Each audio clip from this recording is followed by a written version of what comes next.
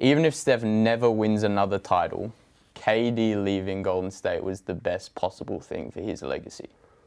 Now, interesting. Steph has recorded 11 straight games of 30-plus points. He's averaging 40 points a game over that stretch, making 7 threes a game. He's won 1 title on his own. He's won 2 with KD. He's got the hardware, right?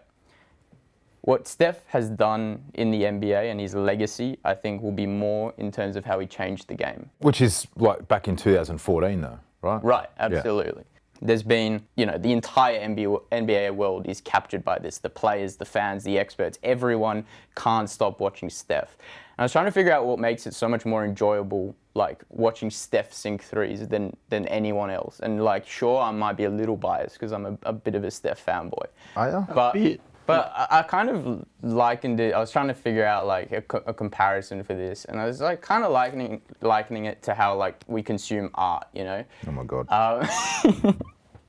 We're willing to wait hours in line to go see a famous artwork. People are willing to pay millions of dollars for it.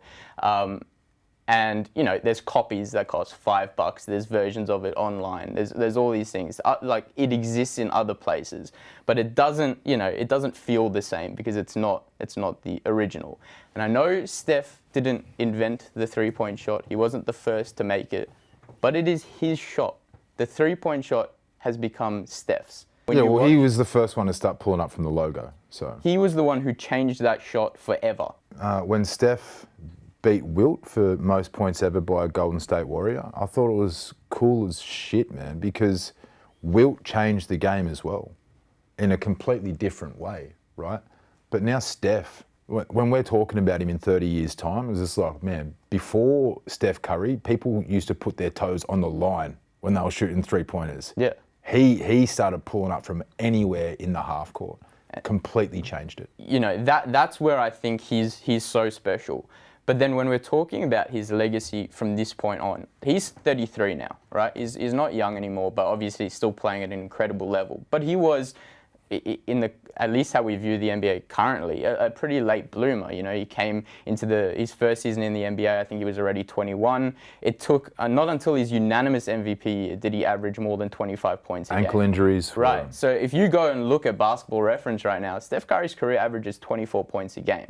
Now, the way I view the next few years of his career is we need to see as much Steph unleashed as possible for his legacy. Have him average 30, 31 points a game. Have him pull up from everywhere on the court. Because Steph's legacy is the fact that I don't think there's been a more entertaining player since, I don't know, Jordan maybe? T-Mac. No. Oh, what about Kobe? What about the year Kobe went off? There were... Kobe's run, like when he scored 81 points, that was during like a big patch where he was averaging 40. Recency bias is a thing, and we're currently swimming in it. There are stages of Kobe which are absolutely must-watch, cannot turn the TV off. T-Mac before him, Jordan, Magic, Bird, AI are probably the only guys I can think of in this same conversation as Steph Curry right now. To bring it back to your referendum though. Yeah. KD leaving has helped Steph's legacy. Yeah, so... What if KD stayed and they won 8?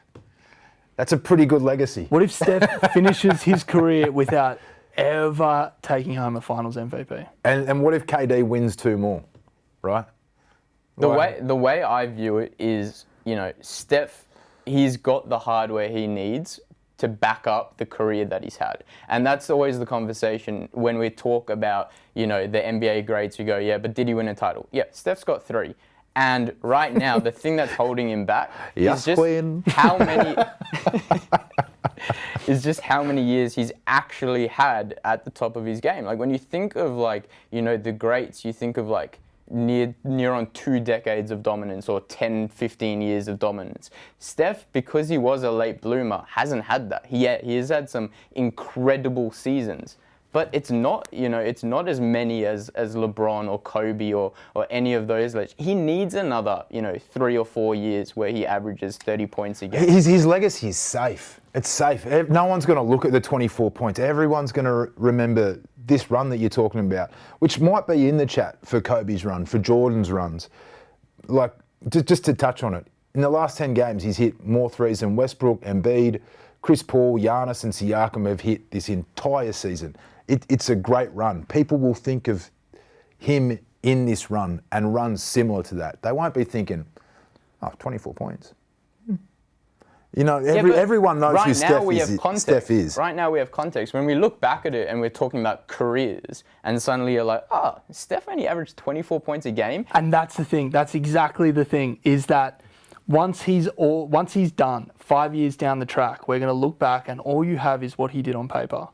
And you look at the way people talk about Jason Tatum breaking records as a 23-year-old that no one's done since Larry Bird. Larry Bird was a rookie when he was 23. Yeah. Kareem Abdul-Jabbar did 4 years of college. Michael Jordan was not a one and done. And yet this is a discussion that we never have when we look at scoring titles. The only time it ever comes up is when at 25, Kevin Durant has more points than Michael Jordan had at 25. And you're like, well, yeah, he's played more. Yeah. I think the fact that KD is gone, Steph needs to win one more and he needs to walk home with finals MVP for his legacy to improve in the wake of Kevin Durant's departure. Otherwise, you're going to look at what he's done on paper and he's going to have 3 NBA titles where on paper he was the second fiddle in every single one of them.